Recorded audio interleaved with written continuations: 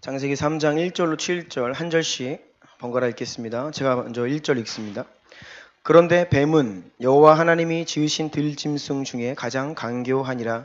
뱀이 여자에게 물어 이르되 하나님이 참으로 너희에게 동산 모든 나무의 열매를 먹지 말라 하시더냐. 여자가 뱀에게 말하되 동산 나무의 열매를 우리가 먹을 수 있으나 동산 중앙에 있는 나무의 열매는 하나님의 말씀에 너희는 먹지도 말고 만지지도 말라 너희가 죽을까 하노라 하셨느니라. 뱀이 여자에게 이르되 너희가 결코 죽지 아니하리라. 너희가 그것을 먹는 날에는 너희 눈이 밝아져 하나님과 같이 되어 선악을 알 줄 하나님이 아심이니라. 여자가 그 나무를 본즉 먹음직도 하고 보암직도 하고 지혜롭게 할 만큼 탐스럽기도 한 나무인지라. 여자가 그 열매를 따먹고 자기와 함께 있는 남편에게도 주매 그도 먹은지라. 함께 읽습니다. 이에 그들의 눈이 밝아져 자신들이 벗은 줄을 알고 무화과 나무 잎을 엮어 치마로 삼았더라. 아멘. 창세기 11장으로 갑니다. 11장 1절로 9절입니다. 창세기 11장 1절로 9절 번갈아 읽습니다. 제가 먼저 읽습니다. 온 땅의 언어가 하나요 말이 하나였더라. 이에 그들이 동방으로 옮기다가 신할 평지를 만나 거기 거류하며 서로 말하되 자 벽돌을 만들어 견고히 굽자 하고 이에 벽돌로 돌을 대신하여 역청으로 진흙을 대신하고 또 말하되 자 성읍과 탑을 건설하여 그 탑 꼭대기를 하늘에 닿게 하여 우리 이름을 내고 온 지면에 흩어짐을 면하자 하였더니 여호와께서 사람들이 건설하는 그 성읍과 탑을 보려고 내려오셨더라. 여호와께서 이르시되 이 무리가 한 족속이요 언어도 하나이므로 이같이 시작하였으니 이후로는 그 하고자 하는 일을 막을 수 없으리로다. 자 우리가 내려가서 거기서 그들의 언어를 혼잡하게 하여 그들이 서로 알아듣지 못하게 하자 하시고 여호와께서 거기서 그들을 온 지면에 흩으셨으므로 그들이 그 도시를 건설하기를 그쳤더라. 함께 읽습니다. 그러므로 그 이름을 바벨이라 하니 이는 여호와께서 거기서 온 땅의 언어를 혼잡하게 하셨음이니라. 여호와께서 거기서 그들을 온 지면에 흩으셨더라. 아멘. 다시 한번 기도드립니다. 존귀하신 주님, 주님께서 사랑하셔서 예배의 자리로 부르신 하나님의 아들, 딸들이 함께 온 마음을 다하여 여호와를 찬송하고 또 이 시간 진리의 말씀 앞에 섭니다. 하나님께서 우리에게 알려주시지 않으면 우리는 알 수 없습니다. 성경 말씀을 통하여 우리에게 알려주신 이 진리를 이 자리 가운데 모든 형제 자매님들이 분명히 깨닫고 마음에 새기고 그 말씀이 우리를 변화시키는 능력의 시간이 되게 하여 주옵소서. 영광의 빛을 비추시고 모든 혼미한 것과 혼란한 것, 어설프고 추상적인 모든 개념들이 주의 진리의 말씀 앞에 분명해지고 그리하여 우리가 확신 가운데 시대를 분별하고 우리가 어떻게 살아가야 되는지에 대한 결론을 얻고 살아가게 하옵소서.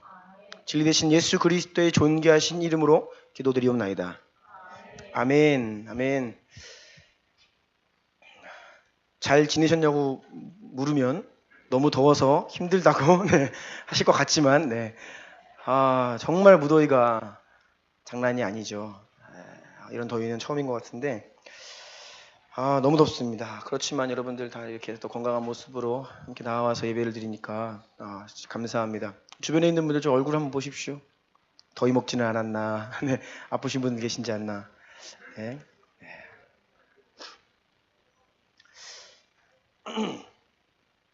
오늘 시대적 이슈 7번째 시간입니다. 제목 같이 읽겠습니다. 시작. 제4차 산업혁명 시대의 인공지능과 생명공학. 제가 바라기는 우리 교회 모든 성도님들께서 자신이 속한 여러분을 하나님께서 부르신 그 살아가는 그 영역 가운데에서 여러분들 전문가가 되시기를 축복합니다.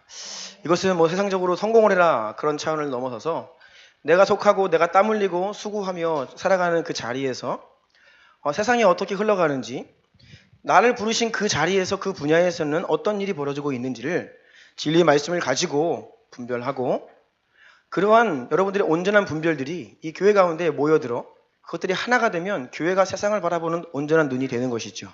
그래서 여러분들 모두에게 진리 위에 서서 시대를 온전히 바라볼 수 있는 눈들이 있기를 예수님의 이름으로 축복합니다. 오늘 4차 산업혁명 시대, 저는 이 분야의 전문가가 아닙니다. 저는 문과생입니다. 잘 몰라요. 하지만 이 시대가 어떻게 되는지 우리 모두가 알아야 되는 부분입니다. 그래서 함께 좀 공부를 하고, 그래서 제가 깊이 있게 모든 것들을 다룰 수는 없지만 큰 틀에서 이 시대가 지금 어떤 방향성을 가지고 가고 있는지를 여러분들이 분명히 분별하시고, 그 속에서 우리가 어떻게 살아가야 되는지에 대한 구체적인 해답들은 여러분 각자가 스스로가 계속해서 고민하며 씨름하며 가지고 나아가야 되는 부분입니다. 큰 1번입니다. 제4차 산업혁명의 이해. 이것을 위해서 몇 가지 중요한 용어들을 좀 정의를 하겠습니다. 등장하는 10가지 단어들은 여러분들이 반드시 이 개념들을 아셔야 합니다. 그래야 세상에서 들려오는 소식이 무엇인지 알고 앞으로 어떤 시대가 오는지를 알 수 있기 때문입니다. 가로 1번입니다. 읽어주시겠어요? 제4차 산업혁명, 정보통신기술의 융합으로 이루어낸 혁명시대를 말한다. 제1차 증기기관, 제2차 전력, 제3차 디지털화에 이은 제4차 산업혁명의 핵심은 빅데이터 분석, 인공지능, 로봇공학, 사물인터넷, 무인운송수단, 3D 프린팅, 나노기술과 같은 6대 분야의 기술 혁신 및 융합이다. 네, 이 내용이 좀 감이 안 오신다면 오늘 이후에는 좀 분명히 감이 오실 거라고 생각하는데요. 4차 산업혁명이다라는 말은 2016년 세계경제포럼에서 처음으로 주창된 단어입니다. 인류 역사 가운데 몇 번의 큰 산업혁명이 있었는데 1차는 증기기관, 그래서 그것으로 인한 기계화, 사람이 직접 하던 것을 기계가 큰 힘을 가지고 증기의 힘을 빌어 기계가 대신하게 되었다라고 해서 1차 산업혁명이고요. 2차는 전기를 사용할 수 있게 됨으로 인해 그 기계가 자동화, 대량화되었다라는 것입니다. 그리고 3차 산업혁명은 이제 아날로그에서 컴퓨터 디지털화 되는 것들을 말하고요. 그래서 어떤 분들은 지금이 3차 산업혁명의 중반에 있다라고 이야기도 합니다. 하지만 앞으로 오는 새 시대를 일컬어 지금 4차 산업혁명이다라고 하는 이야기들을 하고 있는 지금의 시기입니다. 가로 2번 읽어주세요.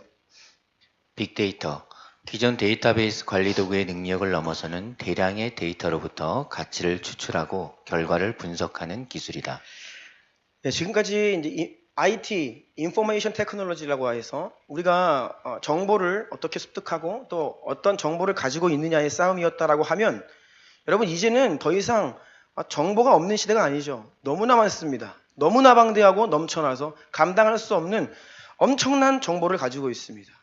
누구라도 실시간으로 인터넷 접속해서 원하는 정보를 다 얻을 수가 있는데, 그래서 이제는 정보를 소유하는 문제가 아니라 그 대량의 데이터들을, 그 정보들을 어떻게 선별하고 그것들을 활용하고 창출해내느냐, 가치를, 그 문제가 지금 가지고 있는 싸움이죠. 이것이 이제 빅데이터인데, 예를 들어서 여러분들이 이제 물건을 주문하시면 쿠팡 아침에 주문하면 오후에 로켓 배송이 날라옵니다.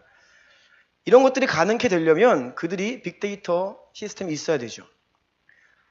수요를 미리 예측함으로 인해서 물량을 적재적소에 그 지역마다 미리 확보를 하고, 그래야 그것이 오전에 주문을 받고 오후에 받을 수 있는 시스템, 이런 것들이 빅데이터입니다.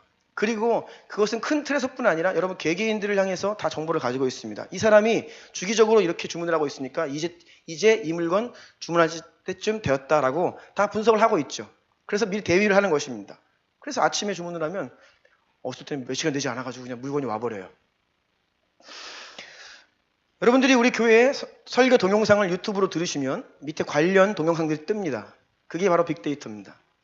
우리 교회 동영상을 시청하는 사람들의 시청 패턴을 다 분석해서 관련된 우리가 좋아할 법한, 관심이 있을 법한 동영상들을 알아서 추천을 해주죠.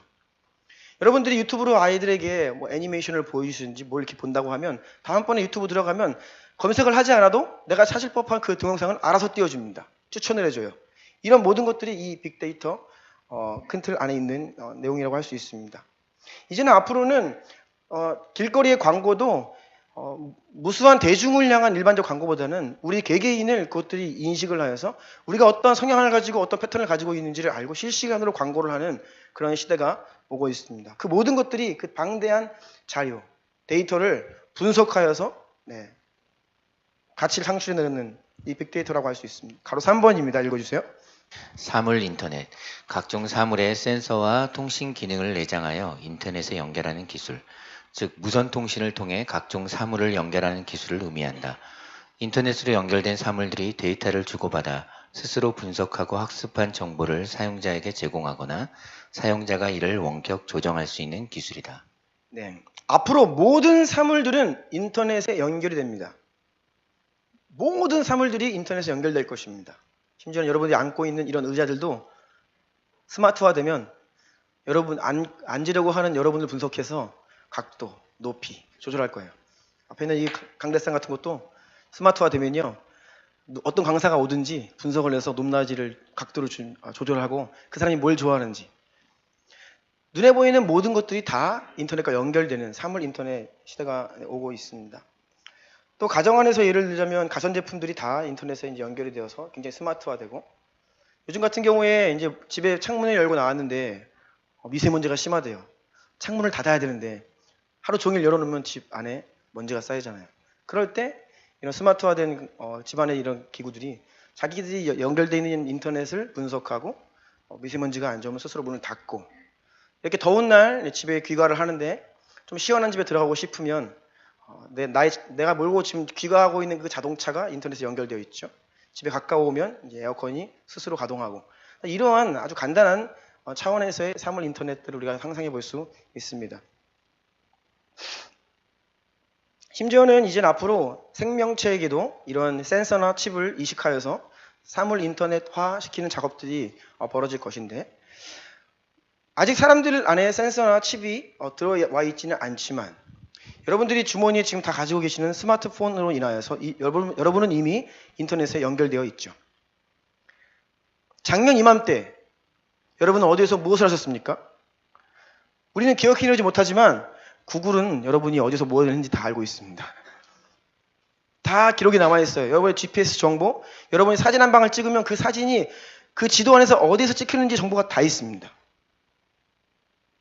무엇을 하고 어떻게 하고 어디를 가고. 그래서 이 구글은 여러분들 정보를 다 가지고 있죠. 심지어는 여러분의 지문까지도 갖고 있습니다.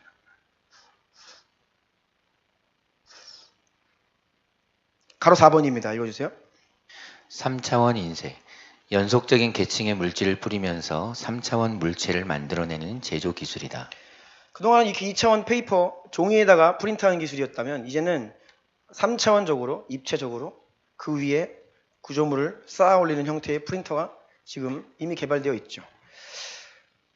4년 전에 실제로 중국의 한 3D 프린팅 업체는 단 하루 만에 자신들의 이 3D 프린팅 기술로 1층짜리 주택을 10채를 지었습니다. 콘크리트를 얘가 왔다 갔다 하면서 쌓는 거죠. 하루 만에 10채를 지었어요. 앞으로는 이 3D 프린팅 기술이 굉장히 상용화되고 각각 가정 안에 이것들을 소유하게 되면 여러분이 원하는 것들을 디자인만 하고 언제든지 그것들을 만들어낼 수 있습니다. 리복과 아디다스는 실제로 지금 3D 프린터로 신발을 만들어내고 있고요. 앞으로는 개인의 상태에 따라서 먹는 음식도 이 3D로 프린터로 제작을 할 수 있는 시대가 오고 있습니다.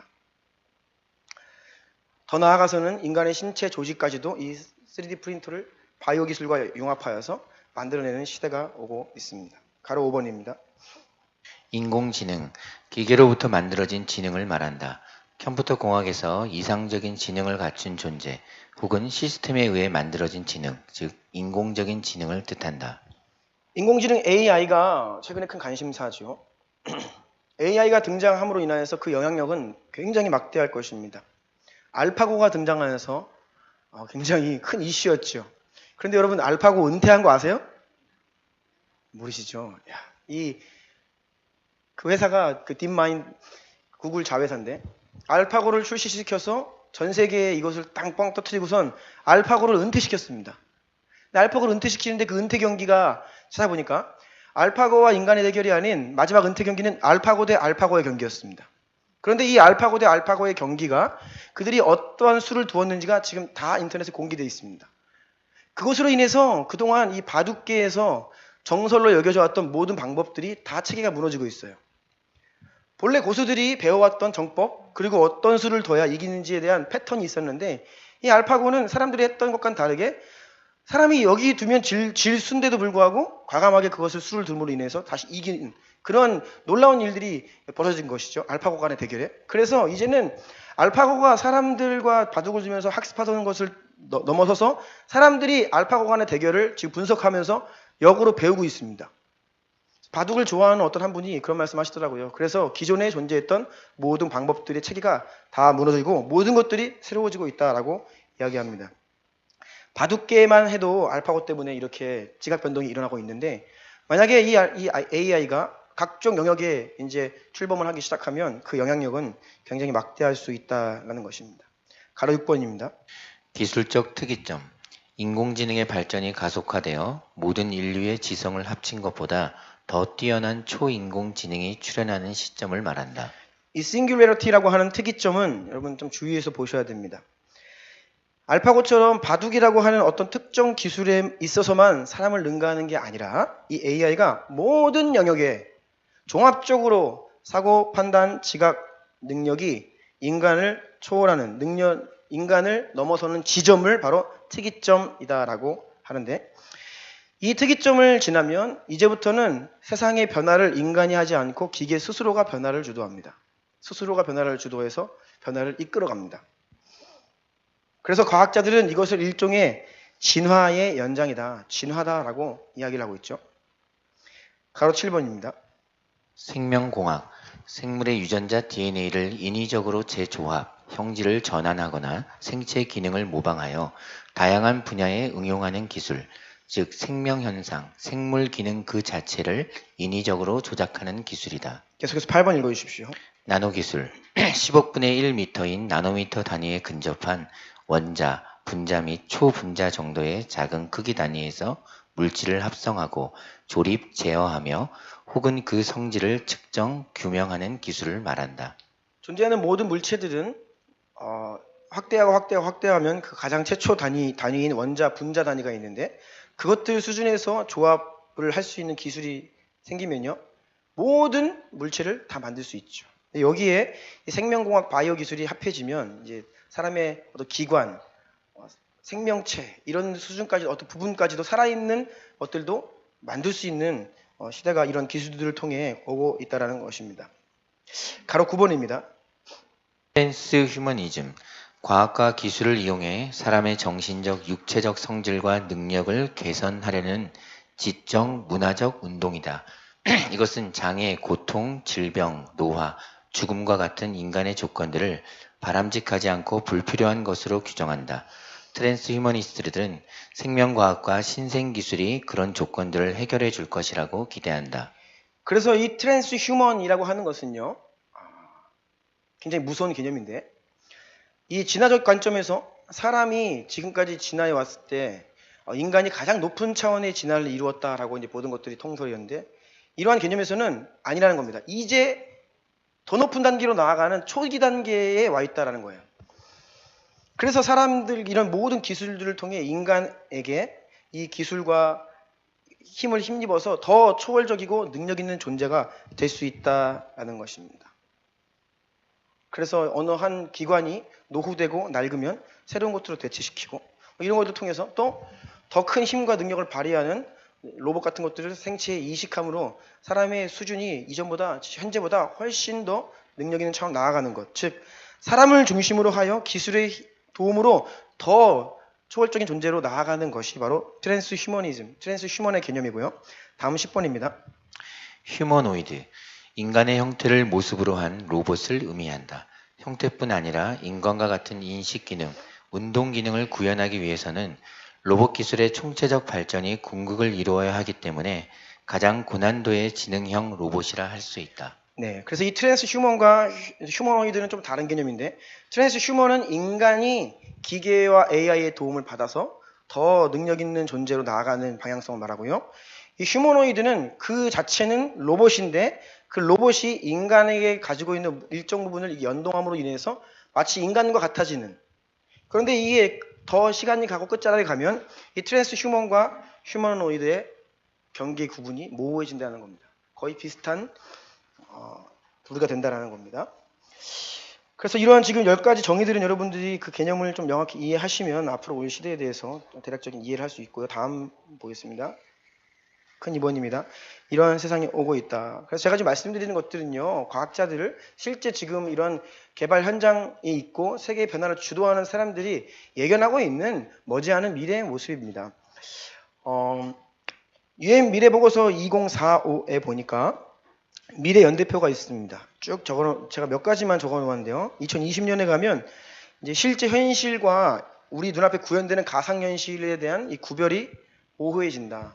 그만큼 가상현실이 거의 실제와 다름없는 정도로 우리 앞에 펼쳐진다라는 겁니다. 그리고 지금도 우리가 이야기를 하면 스마트폰이 우리의 목소리를 인식하여서 문자를 대신 보내주는 수준의 기술들은 다 개발되어 있는데요. 이제는 우리의 생각만으로도 이 기계가 우리의 생각을 읽고 문자화 시켜주는 기술이 머지않은 2020년에 개발될 것이다 라고 보고 있고요. 2025년에 가면 인간의 장기, 신체의 여러 부분들을 3D 프린터로 만들 수 있게 된다. 2027년에는 절단된 사지를 재생하는 기술이 완성된다. 그런 나노 기술이나 바이오 기술이 융합이죠. 2029년에 가면 지금은 이 기계가 말하는 것은 좀 어설픕니다. 물론 많은 것들을 이야기하고 반응을 하지만 뭔가 어색하고 투박하고 사람이 말하는 것과는 좀 구별이 있죠. 그런데 이 2029년에 가면 사람이 말하는지 기계가 말하는지 조금 모호한 수준까지 간다라는 겁니다. 여러분이 광고 전화를 받는데 이게 사람인지 기계인지 구별이 안 되는 거예요. 그만큼 실시간으로 우리가 하는 말에 대해서 반응을 하고 매우 자연스럽게 의사소통을 한다는 것이죠. 2030년에 가면 뉴스 기사의 90% 이상을 인공지능이 쓰게 됩니다. 축적되어 있는 모든 기사들을 분석하여서 어떻게 쓰면 좋은 기사가 되고 좋은 글이 되는지를 다 인식을 하고요. 세상을 분석하고 기사를 써낸다는 것이죠. 2031년에 가면 죽은 사람의 성품과 감정까지도 살아있는 것 같이 홀로그램으로 재현할 수 있게 됩니다. 이것은 굉장히 큰 윤리적인 문제를 일으키는데요. 죽은 사람이 눈앞에 나타나는 겁니다. 그런데 정말 그 사람이 살아있는 것처럼 느껴지는 수준으로 그가 쓰던 말, 행동, 감정, 단어들을 다 분석해서 정보를 갖고 있기 때문에 그대로 내 앞에서 나와 소통을 하면서 존재한다는 것이죠. 실제로 미국에서는 몇몇 회사들이 그런 상품을 내놓고 있습니다. 죽은 사람을 그리워하는 자들에게 선물을 주는 건데요. 죽은 사람들이 살아있을 때에 쓰던 이메일 계정이나 이런 것들을 그 데이터를 그 업체에게 주면 그 업체가 죽은 사람을 이 인터넷상에서 부활시켜줘서 가족들에게 위로를 해주는 겁니다. 말을 걸어오고 메일을 보내오고 문자를 보내오는 거예요. 그런데 그 사람이 살아있을 때처럼 똑같이 그 패턴, 그 단어를 써가면서 나에게 접근해 온다는 것이죠.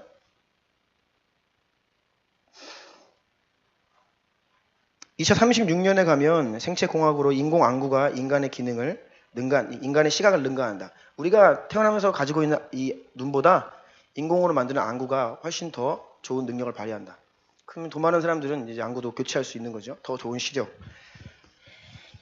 그래서 장애와 질병 정복이 본격화됩니다. 2039년에는 이 3D 프린터 대중화로 인해서 서구에서 제조업 자체가 소멸한다라고 예견을 하고 있고요. 2040년에 가면 물질을 자유자재로 구성할 수 있는 나노 기술, 클레이트로닉스. 우리가 흙으로 지점토로 무언가를 이렇게 자유자재로 만들듯이 이 나노 기술로 뭐든지 만들어낼 수 있다는 거예요. 심지어 이제 우리가 먹는 고기까지도 돼지, 소를 기르지 않고 그 세포를 인공 배양해서 먹을 수 있는 대한 식품이 개발되고 있는 것입니다. 그리고 2045년에 말씀드린 특이점, 인공지능이 인간의 지능을 넘어서는 지점이 올 것이다라고 이야기를 합니다. 그리고 2050년이 지나가면 DNA를 디자인할 수 있는 시대가 옵니다. 그래서 내가 갖는 아이, 성별도, 신장, 피부, 머리카락, 눈동자 이런 여러 가지 특성들을 우리가 디자인할 수 있다는 거예요. DNA를. 그래서 내가 원하는 아이를 갖게 된다. 2060년에는 냉동인간을 되살리는 냉동 보존술이 완성되고요.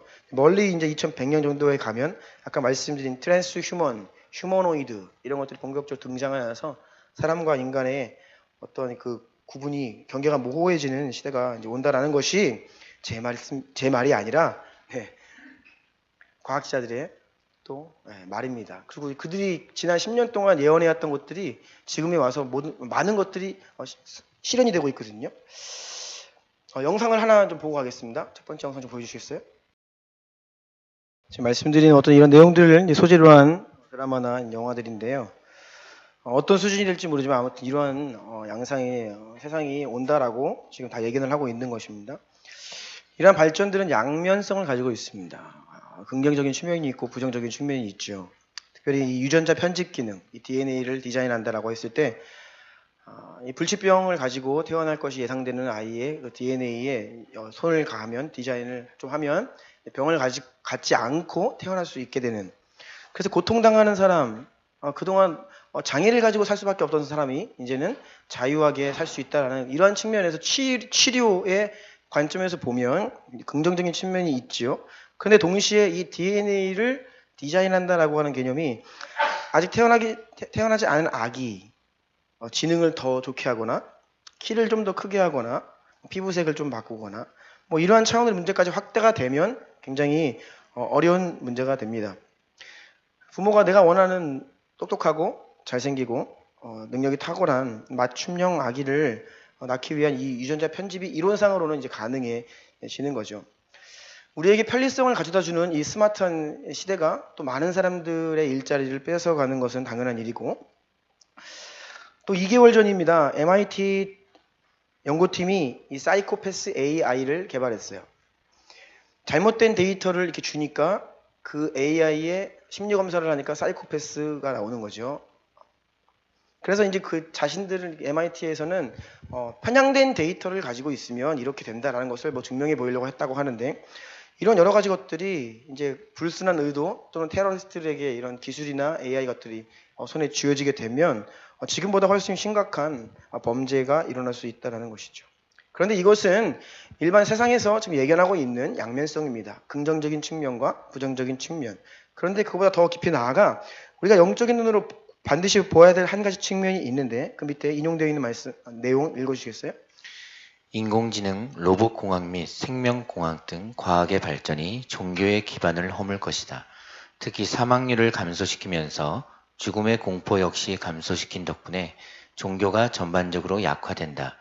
또 인류의 우주 진출은 천국과 사후세계에 대한 이미지를 바꾸며 반려동물을 비롯한 많은 동물들과 의사소통이 가능해지면서 불안과 외로움을 종교가 아닌 동물을 매개로 치유하게 될 것이다. 예, 이러한 발전이 결국은 어떤 것과 함께 가냐면 하나님으로부터 인간을 멀어지게 하는 방향성과 함께 간다는 것입니다.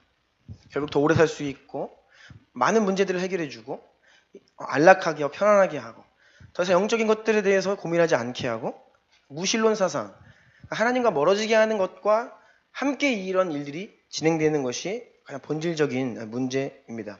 큰 3번입니다. 바벨탑은 인간의 야망과 테크놀로지 만남이다. 오늘 우리가 읽은 창세기 3장 인류 최초의 범죄 사건과 창세기 11장에 등장하는 소위 바벨탑 사건을 우리가 읽었습니다. 이 바벨탑 사건을 간략하게 요약을 해보자면 그 특징은 첫 번째, 사람들이 서로 하나가 되었습니다. 온 땅의 언어가 하나요, 말이 하나다. 1절에 그렇게 되어 있죠. 사람들이 마음이 하나가 되었습니다. 그들의 목표가 한 마음으로 똘똘 뭉쳤어요. 그런데 3절 보면 벽돌을 만들어 견고히 굽자 하고 이에 벽돌로 돌을 대신했다. 기존에 있던 건축 방법은 들판에 널려있던 돌을 가지고 건축을 했는데 이제는 벽돌, 정교한 동일한 사이즈를 찍어낼 수 있는 벽돌을 구워내는 기술이 개발된 것이죠. 그리고 진흙을 하던 것들을 역청을 통해 사용하면서 더 견고한 구조물, 건축물, 그리고 방수 기능까지 철저하게 된 기술이 개발되었습니다. 이러한 모든 자원과 기술들을 결집하여서 그들은 한 도시와 탑을 건설하게 되죠. 그런데 이 바벨탑, 이 도시 건설 계획이 그 중심에 가보면 거기에 하나님이 안 계시다는 겁니다. 그들이 세웠던 높은 구조물은 결국 그들이 신이 자신들에게 내려와서 소통할 수 있다라고 하는 그들의 우상 숭배의 그 자리가 바로 이 지구라트라고 하는 고고학자들이 지금 발견하고 있는 이 지역 일대의 높은 구조물들입니다. 높이 쌓아서 신과 이렇게 접촉을 하는 그런 의도를 가지고 만드는 우상 숭배라는 것이죠. 결국 바벨탑은 창조주 하나님과 독립적으로 하나님을 잊어버린 사람들이 하나님의 명령이 아닌 자신들이 세워놓은 목적, 자기의 이름과 자기의 명성과 자신들의 왕국을 건설하기 위한 그런 목적으로 하나가 되어서 거기에 기술력이 융합되어서 그것들을 가속화한다라는 형태의 범죄라는 것을 알 수 있습니다. 그리고 그것을 가능케 한 그들이 개발했던 그런 기술들은 자신들을 더욱더 신뢰하도록 그들의 야망을 부추겼죠. 인간 스스로가 자기 힘으로 좋은 세상을 만들어 보려고 하는 이런 몸부림들을 성경은 영적인 교만이라고 이야기합니다. 그리고 이러한 모습은 에덴에서 그 창세기 3장에 등장하는 인류 첫사람의 범죄와 맥을 같이 합니다. 거기에서도 그들 마음 가운데 하나님과 같이 되고자 하는, 즉 하나님의 자리를 하나님을 잊어버리고 나 자신을 그 자리로 가져가서 우리의 존재의 이유가 창조주 하나님께서 우리에게 말씀하신 그 뜻, 부르신 사명이 아닌 하나님을 잊어버리고 하나님 없다 하고 우리가 스스로가 가지고 있는 인생의 목표, 목적을 가지고 살아가는 어떤 이러한 형태의 범죄라는 것이에요. 그리고 그 선과 악을 알게 하는 나무의 열매, 하나님이 먹지 말라 하신 그 나무의 열매를 보니까 정말로 나를 지혜롭게 하고 나에게 그런 능력을 줄 것 같은 그렇게 보암직했죠. 그래서 그것을 먹게 되는 범죄를 저지릅니다. 마지막 페이지로 좀 가겠습니다. 이러한 창세기 3장의 범죄와 또 바벨탑 사건으로 인하여서 인간에게 저주가 임했습니다. 첫 번째는 죄의 값은 사망이다 라고 하는 이 진리, 즉 범죄로 인하여서 인간에게 죽음이 찾아왔습니다. 그래서 우리는 나이를 먹을수록 늙고 결국 때가 차면 죽게 되는 것이죠. 이 죽음이 바로 성경은 사람의 범죄로 인하여서 우리에게 온 것이다 라고 분명히 말합니다. 너는 흙이니 흙으로 돌아갈지어다. 창세기 3장 19절에 그렇게 기록되어 있죠. 또한 16절 보면 임신하는 고통, 수고하고 자식을 낳을 것이다. 17절 보면 내 평생에 수고하여야 그 소산을 먹으리라. 19절 얼굴에 땀을 흘려야 먹을 것을 먹으리니. 즉 더 이상 인생이 먹고 살기 위해서는 많은 수고스러움을, 또 질병이 있고 고통이 있다. 모든 수고스러움과 고통과 질병은 바로 이 죄로 인해서 우리에게 이 땅 가운데 주어진 저주라고 성경은 분명히 이야기합니다. 그리고 바벨탑 사건으로 인하여서는 그들의 언어가 나뉘어졌지요. 하나님께서 그들이 한마음 되어서 하나님을 대적하고 자신들의 명예와 자신들의 야망을 이루어보려 하자 그들의 언어를 흩으셔서 의사소통을 안 되게 하심으로 인해서 그들의 계획을 무산시키시는데, 그러므로 인해서 오늘날 전 세상에는 6,800여 가지의 언어가 존재합니다. 이 언어가 왜 이렇게 갈라져 있을까? 네. 성경은 분명히 이렇게 진단을 한다는 것이죠. 자, 그럼 큰 4번으로 가겠습니다. 다시 세워지고 있는 현대판 바벨탑. 이러한 영적인 맥락들을 이해하면 오늘날 벌어지는 일들이 매우 흡사한 일들이라는 것을 알 수 있는데요. 하나님이 아닌 인간 스스로의 능력, 이것입니다. 오늘날의 기술 발달이 하나님으로부터 인간을 멀어지게 한다고 했죠. 무신론, 하나님은 없다. 즉 인간 스스로의 능력으로 앞서 말씀드린 죄의 저주를 극복해 보려고 하는 몸부림입니다. 죄로 인해서 우리에게 주어진 죽음, 노화, 우리에게 주어진 수고스러움, 땀 흘림, 고통, 질병, 이 모든 것들을 성경 말씀은 죄로 인한 결과이기 때문에 오직 예수 그리스도의 그 십자가 사건, 그 복음만이 우리에게 영원한 생명을 가져오고 그 복음이 우리를 치유하고 그 복음이 이 땅 위의 저주를 해결할 유일한 대안이라고 말하고 있지만, 오늘날 세상은 하나님은 없다 하고 예수의 십자가는 거짓이라 이야기하며 자신들의 기술력으로 그것들을 이겨내 보려 하고 있죠. 그래서 인간의 모든 수고스러움이 지금 최소화되고 있습니다. 오늘날 스마트화되는 시대, 이제는 이전에 비하면요 너무나 땀 흘리지 않고 살아갈 수 있는 세상이 되었죠. 계속해서 세상은 좋아지고 있습니다. 그리고 현재 우리가 소유하고 있는 것 대부분이 미래에는 서비스로 전환이 됩니다. 이것은 뭐든지 쉽게 만들 수 있어서 더 이상 소유할 필요가 없다라고 해서 이것이 공유경제라는 의미로 지금 우리가 다가오고 있는데요. 너무나 넘쳐나고 많기 때문에 굳이 소유할 필요가 없이 그것을 서비스 형태로 이용하면 되고, 그것이 굉장히 무료화 또는 최저가화되는 서비스라는 것이죠. 지금은 자동차를 소유해야 되지만 이제 미래에는 교통수단이 너무나 발달돼 있고, 그래서 그저 내가 그 서비스를 이용하면 되는 그런 차원으로 넘어가고 있다는 것입니다. 얼마나 편리해지고, 죄로 인하여서 우리에게 수고해야만 먹고 살 수 있다 하신 이 죄의 저주를 사람들이 이 기술력으로 극복하고 있는 것이죠. 그리고 더 이상 수고하지 않아도 많은 일들을 기계가 대신해 주고 있고, 그 형태는 더욱더 구체화되고 있습니다. 심지어는 죄로 인하여서 여성들이 아이를 임신하고 해산하는 고통이 주어졌다고 성경은 분명히 이야기하는데, 오늘날에는 이제 더 이상 아이를 낳으려 하지 않고, 더 나아가서 인공 자궁이 등장하고, 더 나아가서는 아이를 낳는 로봇까지도 나온다는 것이죠. 더 이상 사람 스스로가 아이를 낳지 않고 인공 자궁을 통해서 아이를 출산할 수 있는 기술이 머지않은 미래에 생겨난다는 것입니다. 물론 여기에는 윤리적인 문제가 있기도 하지만, 사람이 이 수고스러움을 덜어보고자 하나님만 없다 하면서 그것을 해결해보는 방향성을 볼 수 있고요. 동그라미 2번입니다. 사람들이 의사소통을 하고 한마음이 되어 하나님이 없다 하고 하나님을 대적하자 하나님께서 언어를 통해서 이 사람들의 마음을 흐트러지게 하셨는데, 두 번째 영상을 좀 보여주시겠어요? 작년에 구글이 출시한 이어폰, 그것을 출시하는 행사 장면인데요. 네, 저희 작년 10월에 출시하는 건데요. 네, 40개 언어를 실시간 통역할 수 있습니다. 한국어도 포함되어 있고요. 그래서 이제 저거 하나 귀에 꽂고 여행 가면 기본적인 의사소통은 이게 다 해주는 겁니다. 그냥 그 자리에 실시간으로. 물론 지금 이제 초기 단계이기 때문에 이것이 보다 이제 앞으로는 더 매끄럽고 깊은 수준의 번역까지도 이제 가고, 앞으로 이제 통역하는 사람은 직업을 잃게 됩니다. 기계가 그것을 아주 완벽한 수준으로 해주는 시대가 이제 오고 있죠. 세계 미래 보고서 2018 책에서 이렇게 기록되어 있습니다. 모든 것이 연결된 세상에서 단 하나의 장벽으로 작용했던 언어의 장벽마저 사라지는 날이 다가오고 있다라는 것입니다. 그래서 이 하나님께서 갈라놓은 언어, 그런데 사람들이 이 기술력이 이거 모든 것들을 이제는 언어까지도 장벽을 초월하여서 그런 기술들이 나오고 있고요. 그런데 이러한 시대를 선도하는 사람들의 마음 가운데 하나님이 없다, 창조주 하나님을 인정하지 않는 그런 사상들이 지배를 하고 있죠.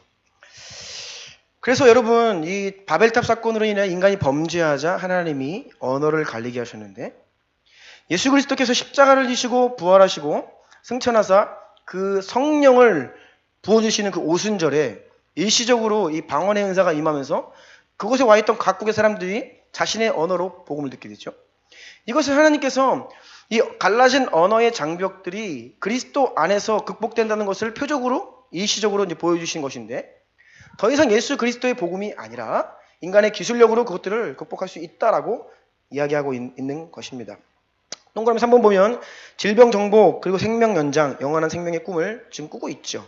이 생명 연장, 영원한 생명은 두 가지 차원에서 사람들이 이제 진행을 하고 있는데, 첫 번째는 이 질병을 정복하고 바이오 테크놀로지 그 나노 기술로 인해서 인간의 여러 가지 장기들을 재생할 수 있는, 그래서 노후된 것을 교체함으로 인해서 이 연장할 수 있는 한 가지 형태가 있고요. 아까 그 두 가지 클립 영상 후반부 트랜센던스라는 영화처럼 사람들 안에 있는 모든 지식과 감정들을 슈퍼컴퓨터에 업로드하면 나의 생각과 내 모든 것들이 이 컴퓨터로 들어간다는 것이죠.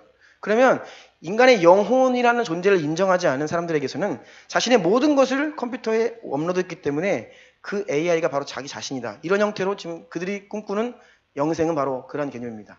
그리고 먼 훗날에 이 AI가 사람의 인체를 완벽하게 재생시켜 놓은다면 그 안에 AI를 장착하면 또 다른 내가 영원히 살고 있는 것이죠. 그런 개념에서의 영생입니다. 두 가지 차원의 영생을 꿈꾸고 그것이 눈앞에 와 있다라고 이야기하고 있다라는 것입니다. 그래서 이것을 자세히 살펴보면 하나님께서 창조하신 피조물 인간보다 더 뛰어난, 더 거창한적으로 능력을 가지고 있는 인간을 누가 하나님이 아닌 인간이 만들 수 있다라고 하면서 신의 영역에 도전을 하는 것이고요. 그 DNA를 디자인하는 이런 차원들, 인간을 복제하고 생명을 복제, 이런 수준은 신의 영역에 대한 도전으로 나아가고 있는 것입니다. 그래서 세상은 IT 시대에서 데이터 테크놀로지 시대, 더 나아가서 이제 앞으로는 스피릿 테크놀로지, 즉 영적인 세계. 로봇이 이야기했죠. 자신은 모든 것들은 사람보다 뛰어나게 할 수 있지만 사랑은 할 수 없다. 하나님의 형상으로 지음받은 영적 존재인 사람만이 할 수 있는 그 영역까지도 가능하기 위해 이 로봇과 인간을 융합시키는 그런 자리까지 나아간다는 것입니다. 그것이 바로 트랜스 휴먼 또는 휴머노이드라는 개념이죠.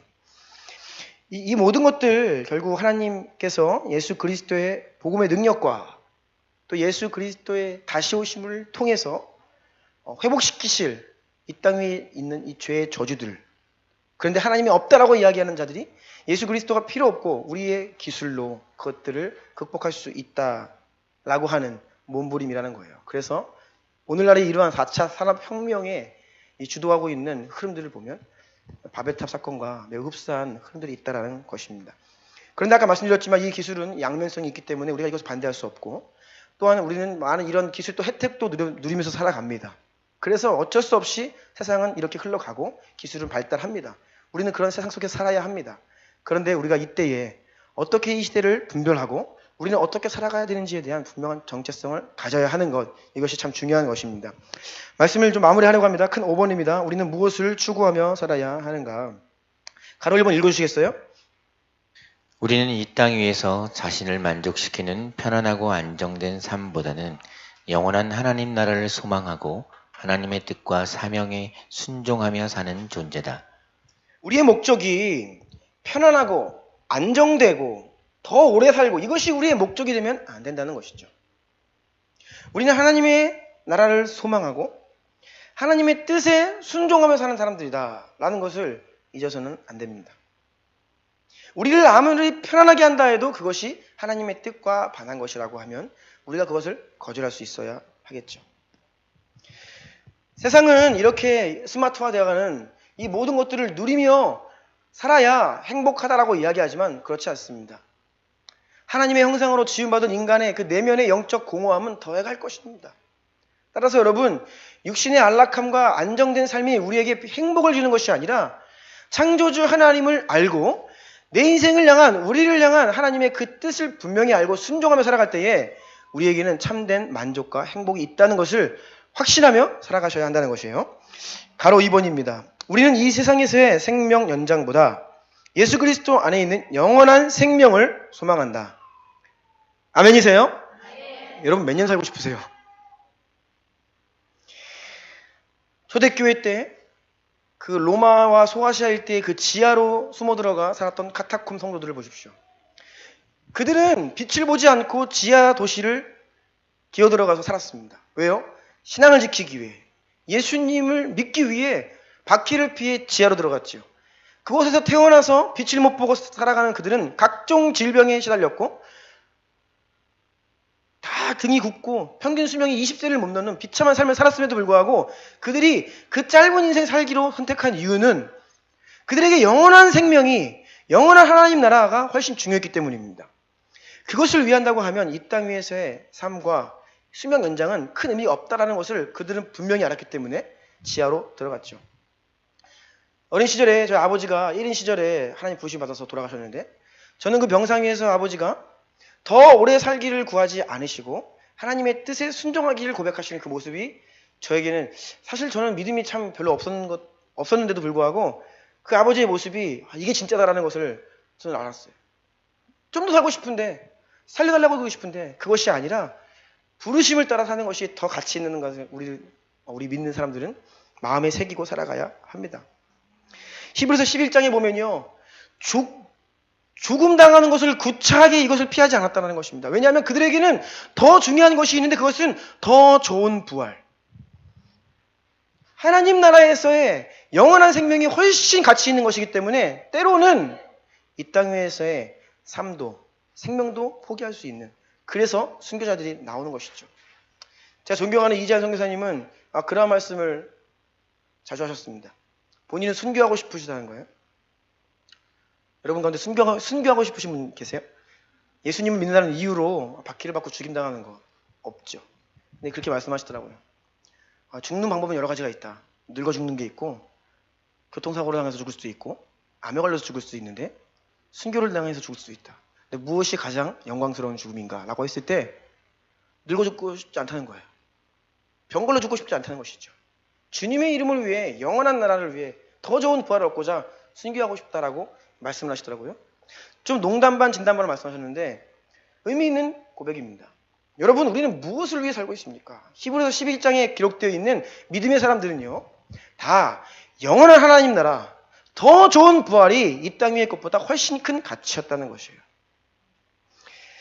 가로 3번입니다.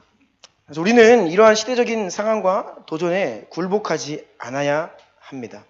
하나님께서는 사람을 창조하시고 말씀하시기를 온 땅에 충만하라, 번성하라, 이 땅을 다스리라, 정복하라. 이것은요, 우리는 이 피조세계의 하나님의 형상을 따라 지음받은 인간들은요, 상황과 환경에 끌려다니는 노예 같은 존재가 아니라는 거예요.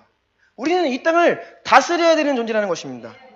우리가 이 오늘날 이 마지막 시대에 물밀듯이 우리를 공격해오는 이 시대의 그 도전 앞에 우리가 그저 끌려다니고 그 속에서 어디로 가는지도 모르고 그냥 막 휩쓸려 살아가면요, 그것은 원래 하나님이 원하시던 모습이 아니라는 것이죠. 우리가 시대를 온전히 분별하고 우리가 그것을 다스릴 수 있어야 한다는 것입니다. 다스릴 수 있어야 한다. 로마서 12장 2절에 너희는 이 세대를 본받지 말고 오직 마음을 새롭게 함으로 변화를 받아 하나님의 선하시고 기뻐하시고 온전하신 뜻이 무엇인지 분별하도록 하라. 예, 하나님의 진리의 말씀으로 우리의 마음을 늘 새롭게 함으로 상황과 환경에 끌려가거나 굴복당하는 것이 아니라 그것들 가운데 좋은 것이 무엇이고 나쁜 것이 무엇인지, 우리가 취해야 될 것은 무엇이며 경계해야 될 것은 무엇인지를 온전히 분별하며 그것을 다스릴 수 있어야 한다라는 것입니다. 한번 같이 기도하기를 원합니다. 이 4차 산업혁명은요, 우리에게 큰 위협이 될 수도 있지만 여러분, 또한 하나님은 이것을 통해 우리에게 또 기회를 주십니다.